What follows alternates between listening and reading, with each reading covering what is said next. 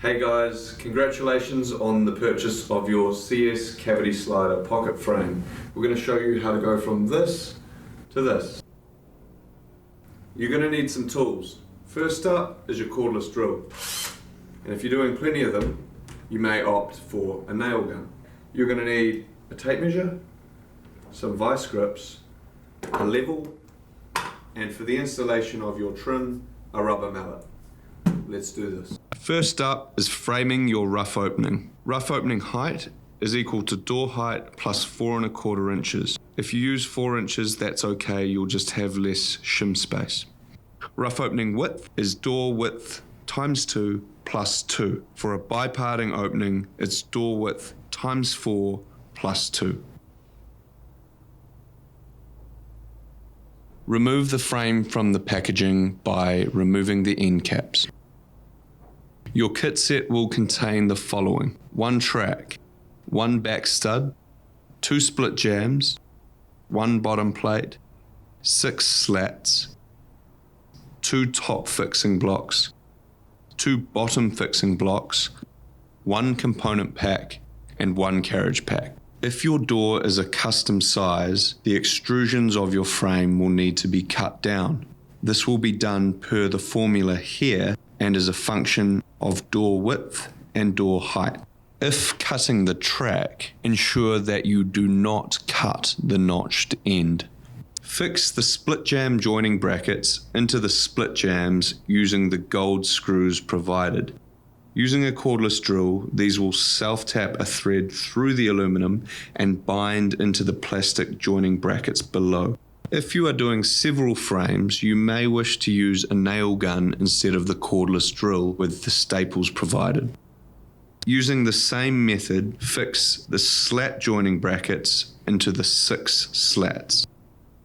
You can use a nail gun here as well if you prefer. Bring the track and the back stud together at a corner. Ensure that you have the end of the track that is not notched.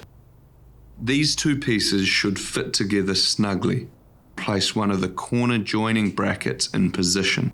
Use 2 of the silver screws to fix it in place. Slide the bottom fixing blocks onto the bottom plate.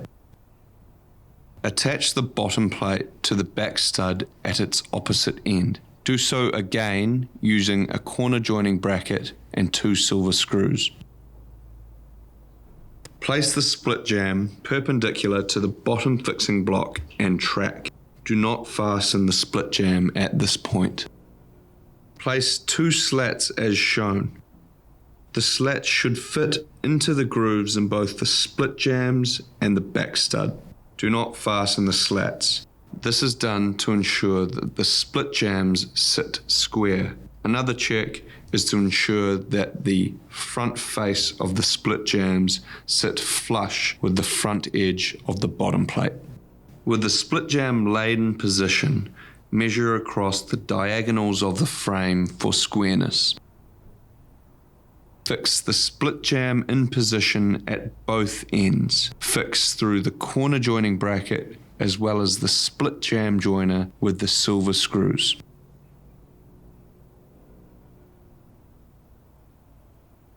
Set the 3 slats in position. These are generally placed equidistant, but these slats can be used to reinforce the fixture of your wall accessories. Once the slats are in position, fix them in place with the silver screws. Slide the top fixing block onto the track. Flip the frame over and repeat steps 3 to 11 on the other side. When it comes to fixing the slats, you can offset them so you can fix from the inside of the frame into the back of your wall accessories. For example, cabinets. Place the foam pads on the back stud as shown. A blade can be used if the backing doesn't peel off easily. Use some vice grips to tear the flange off the split jam above the top fixing block. Use 3 block clips for each bottom and top fixing block to hold their position firm.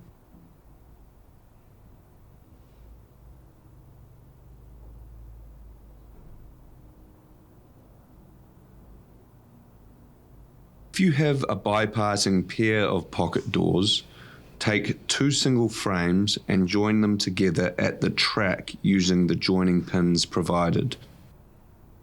If you have a single frame, we suggest you attach a closing jamb before it's lifted into the rough opening. Here is our suggested closing jamb detail. The standard detail here provides a recess in the closing jamb. The highlighted trim pieces create the recess and can be applied later if desired. Here is a formula based on door height to size your closing jamb. Your closing jamb width will be determined by your stud size and finished wall thickness. Start by cutting your closing jamb to size. Measure to find the center of your closing jamb, then drill 2 holes either side of the center line at 1 3/4 inches apart and 3/8 from the top of the closing jamb. Attach your closing jamb using 2 number 8 screws. The screws will line up with the screw tubes in the track.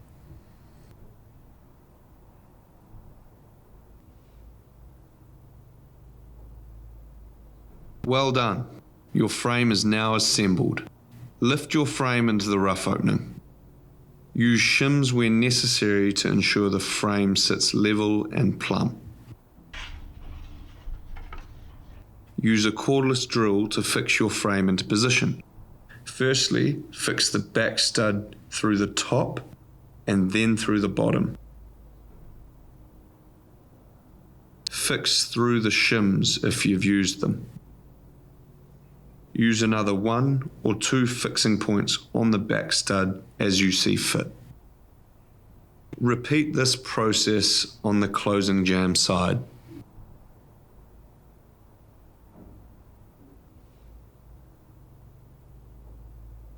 If you do not have a closing jamb or have a bypassing pair of pocket doors, then fix through the pre-drilled hole in the end of the track. Now fix the bottom plate of your frame into the subfloor. In your component pack are 2 T-guide options. One is 1 1/4 inches tall and the other is 2 inches tall. Assemble the T-guide and select your door groove thickness. We suggest 1/4 inch as standard. Slot the T-guide into the bottom plate assembly. Fix through the holes in the T-guide into your subfloor using number 10 screws. To be certain your frame is installed plumb, level and square, we suggest hanging a dummy door before drywall goes in. Insert the jamb spreader into the split jambs to prevent compression during drywalling. Now that your frame has been assembled and installed, it's time to fit your trim. Your trim pieces are fitted to your split jambs and top fixing blocks using these red trim clips. Using a table saw, cut a 1/8 inch groove to a depth of 3/8 inches into your trim pieces. Position this groove in accordance with where you want your trim to sit on your split jambs. Tap your trim clips into the groove using a mallet. Use 3 trim clips per trim piece. Attach your split jamb trim pieces to your frame by applying some pressure. Leave your head trim pieces off until the door is installed. Run a groove in the base of your door 1/4 inch thick and 13/16 of an inch depth. For a single door, drill a 1 inch diameter hole to a depth of 1/2 inch with its center at 3 3/8 of an inch from the edge of the door. Repeat on the other side. Make sure your holes are in the middle of the door. For a bypassing door, the center of the front hole is set at 6 inches from the front edge. The back side, the center of the hole remains at 3 3/8 of an inch from the back edge. Place the mount plates into the holes you have drilled and screw them into position. With your mount plates in position, you are now ready to hang your door. Here we will show the install of our standard carriages. For soft stop installation instructions, click the video link in the description below. Insert the carriages into the track through the notch. Slide the door into the opening. Raise the door up so that the hanger pin of the carriage lines up with the hole in the mount plate. Using the wrench provided, slide the hanger pin of the carriage into the mount plate. It will snap into position. Use the wrench to adjust the door height for your desired clearances. Now that your door is installed, you can fix your head trim pieces into position. The head trim clips are designed to be removable for future service of the door if necessary. The head trim can be reinforced with screws. So there you have it, your finished and installed cavity slider pocket frame.